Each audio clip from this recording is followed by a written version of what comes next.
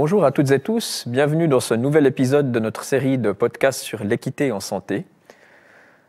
Aujourd'hui, on a le grand plaisir d'accueillir le professeur Philippe Larkin, qui occupe la chaire de soins infirmiers palliatifs au CHUV et qui est à la direction académique de l'Institut universitaire de formation et de recherche en soins.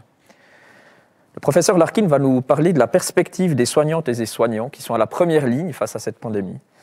Et on se réjouit de l'entendre. Je te donne la parole, Philippe. Merci beaucoup pour votre invitation. Et puis, ma présentation aujourd'hui, essayer d'aborder les trois questions de notre colloque, l'impact de Covid, la pandémie comme une prise de lecture et la crise sanitaire du perspective infirmière, spécifiquement l'infirmière en première ligne. Et au début, je pense, la chose qui est importante, c'est 2020 était l'année des infirmières et sages-femmes. C'était une demande de l'OMS et aussi le Conseil international des infirmières. Et voici M. Howard Catton, le directeur général de la CII. Et pour le Nightingale Lecture en mars 2020, il propose que la réalité pour les infirmières, que les infirmières sont-elles une population vulnérable pendant la période de crise sanitaire, parce que 1500 infirmières dans 44 pays sont morts spécifiquement de la COVID-19. Et ça, c'est le même nombre d'infirmières qui sont morts pendant la Première Guerre mondiale. Et le problème, c'est qu'il manque des données mondiales standardisées sur le décès des infirmières. Et bien sûr, Florence Nightingale, la fondatrice de la pratique infirmière globale, je pense, en fait, pour eux, il a dit que c'était très triste pour Florence Nightingale pour voir que maintenant, en 22 siècles, ce n'est pas possible d'avoir les données pour clarifier les besoins pour les infirmières dans notre situation. Ici, je vois qu'est-ce que c'est les éléments clés pour les soins infirmières sur l'impact de Covid. Il y a trois choses qui sont essentielles pour la pratique au terrain.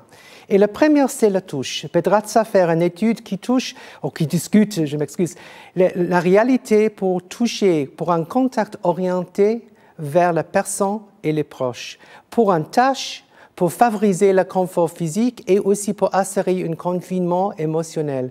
Et bien sûr, avec le Covid, ce n'était pas possible pour faire. Plus mieux, je pense que c'est le contexte de le visage. Pour les infirmières, avec le masque, avec la distance sociale, nous perdons un allié précieux pour comprendre et interpréter les besoins des patients. Et la troisième chose, c'est les gants. Parce qu'en fait, pour les infirmières, c'est normal. Pour les patients aussi, d'avoir une infirmière pour faire une certaine tâche avec les gants, c'est normal, c'est approprié. Mais pour porter les gants pour des tâches non intimes, le travail de Wilson propose que ça rendait mal à l'aise la population. Et puis, ça veut dire, ça c'est les trois choses pour la pratique au terrain, la pratico-pratique pour les infirmières qui sont essentielles et qui sont touchées par la crise sanitaire.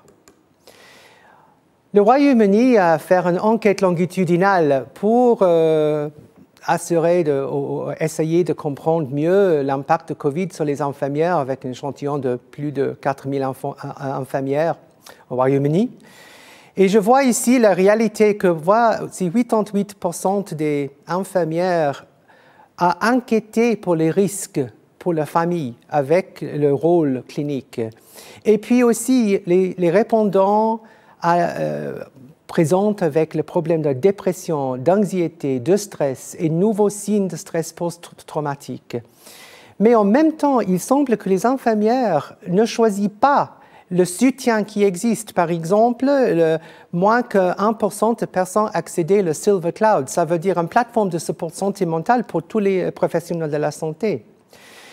Et puis, ça, c'est le détail les données de le T2, le deuxième partie, parce que c'est une enquête en trois parties. Mais c'est important pour dire, entre le T1 qui commence au début de la première vague et maintenant, 63% ont déclaré qu'il n'y avait pas eu d'amélioration de la situation. Et spécifiquement, la formation était inexistante pour certains des hôpitaux, certains des infirmières dans la clinique.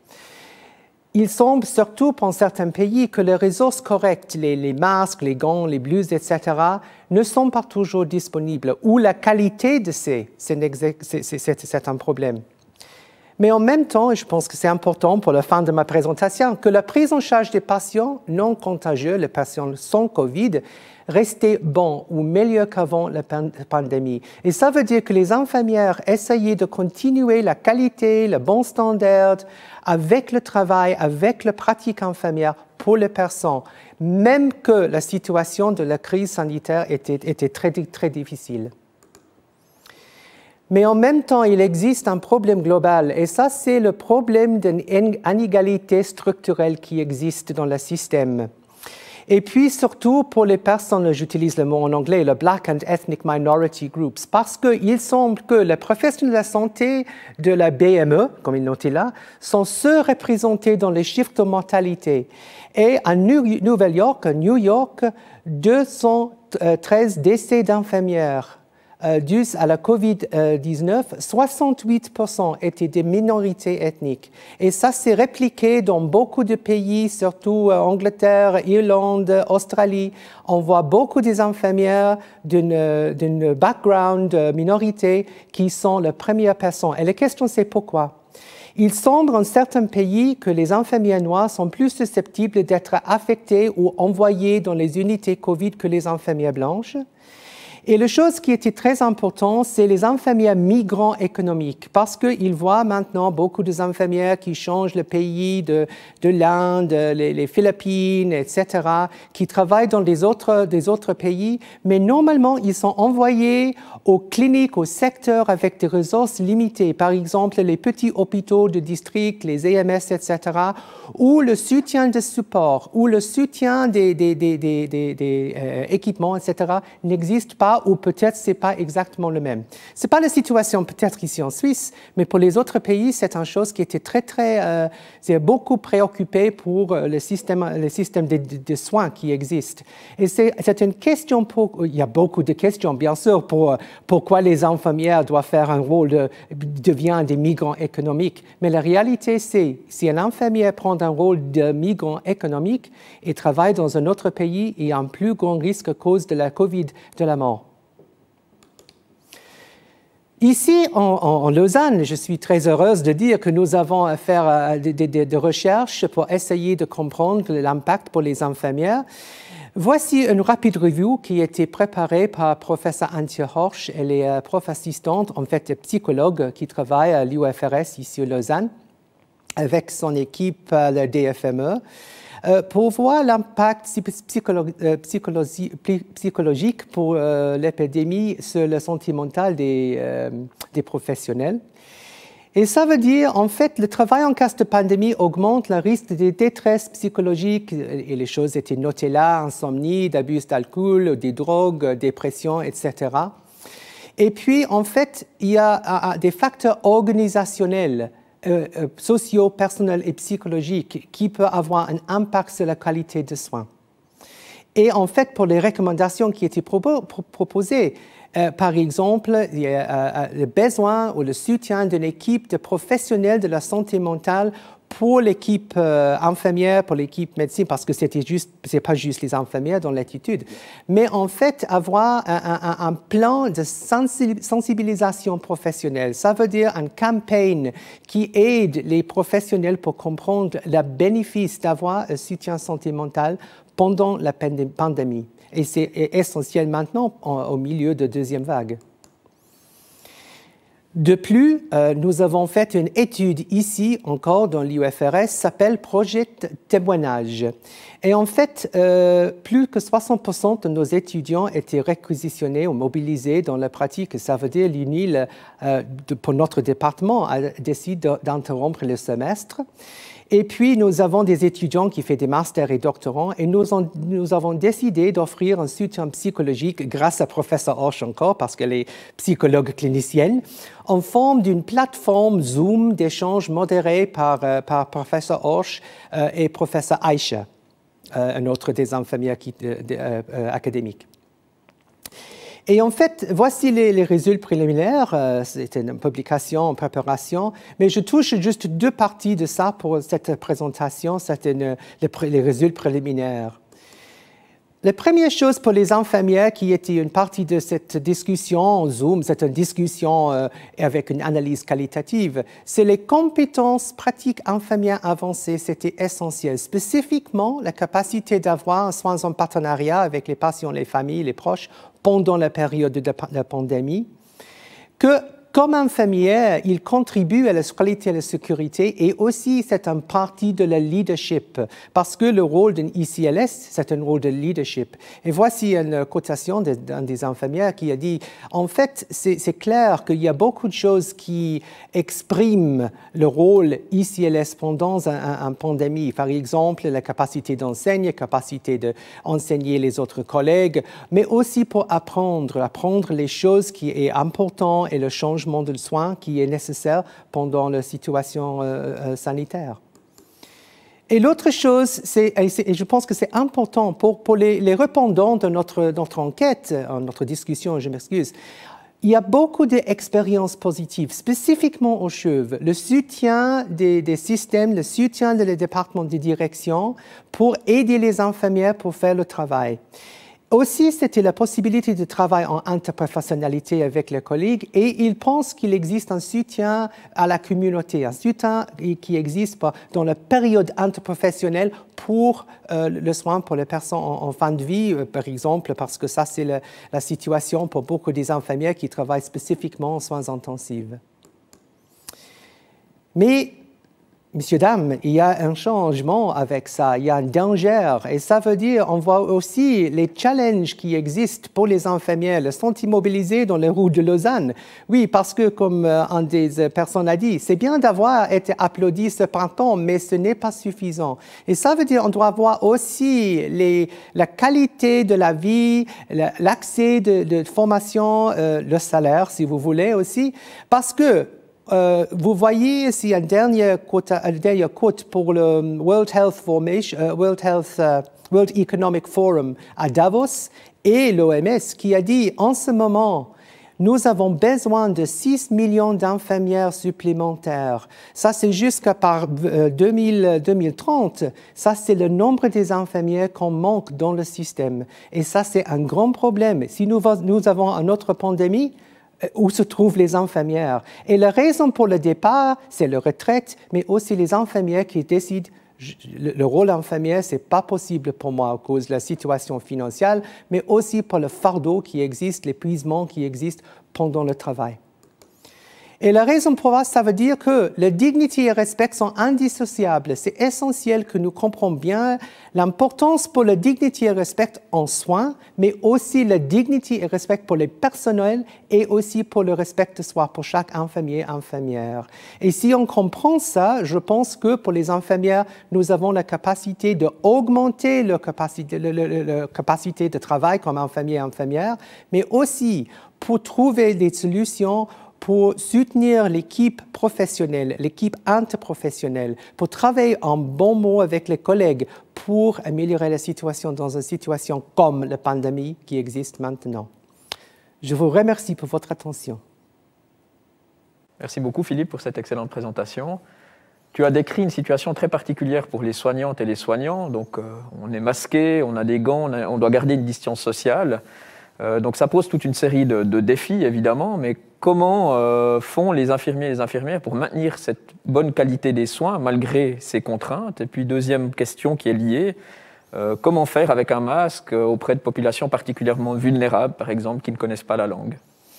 Oui, en fait, c'est vrai. Je pense que la réalité, c'est les infirmières sont plus capables de changer la situation à cause de le problème qui existe.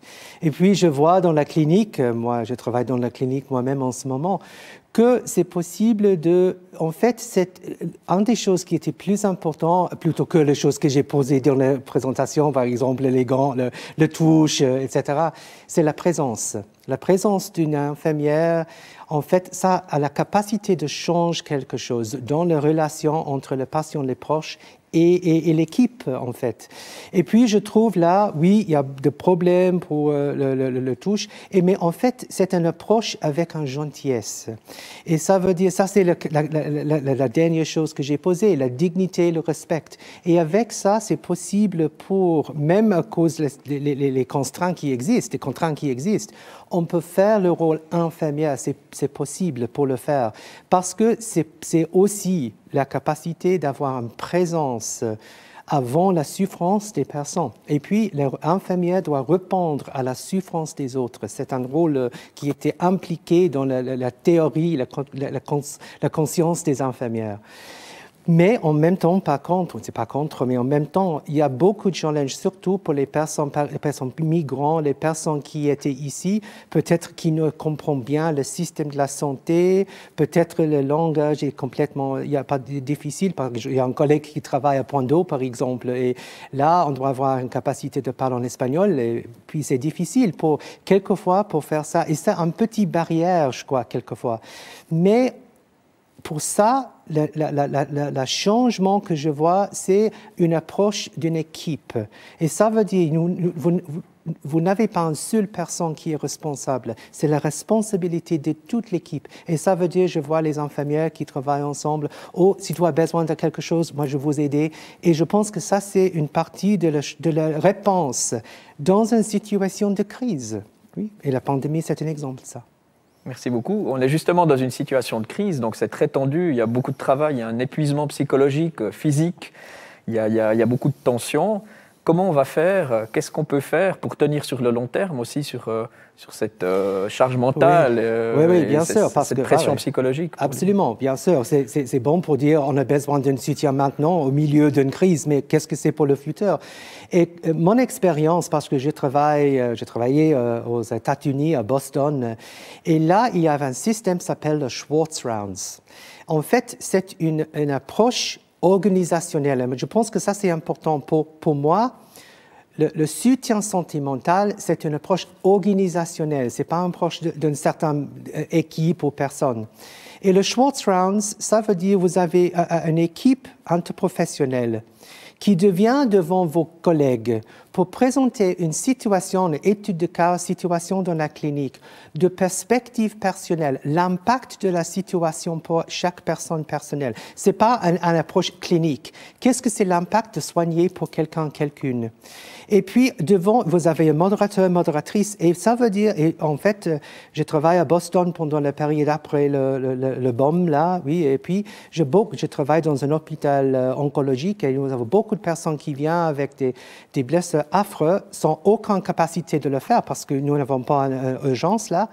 Mais en fait, après, dans le Schwartz Rounds, les personnes peuvent expliquer l'impact de la santé mentale pour voir la situation là.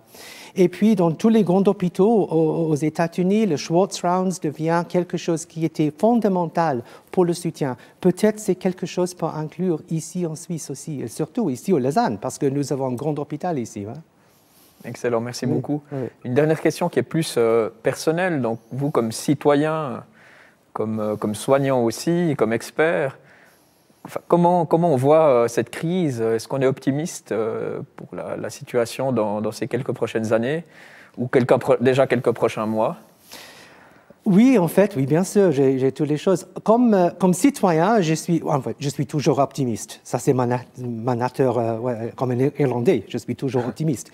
Mais en fait, pour moi, je pense aussi que, oui, je pense que la vie change maintenant. Il y a un changement de la vie. Et on doit faire un autre... Peut-être pour quelque chose de bon, je crois, pour le futur, je crois. On doit réfléchir, qu'est-ce que c'est le sens de la vie maintenant? Parce qu'on voit beaucoup de changes.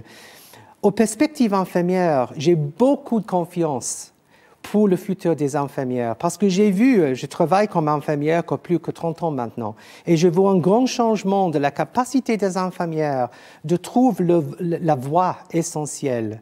Et ça veut dire, pour le futur, je vois par exemple dans l'UFRS, j'ai des étudiants avec une formation de base infirmière qui fait des masters, qui fait des doctorants, et puis je vois un leadership à capacité de répondre, et aussi pour répondre aux besoins des citoyens. Et moi, je pense pour le futur, Oui, c'est difficile pour dire si la pandémie est complètement finie, même avec un vaccin, j'espère, mais en fait, je pense que ça a toujours quelque chose dans la tête, est-ce qu'il revient?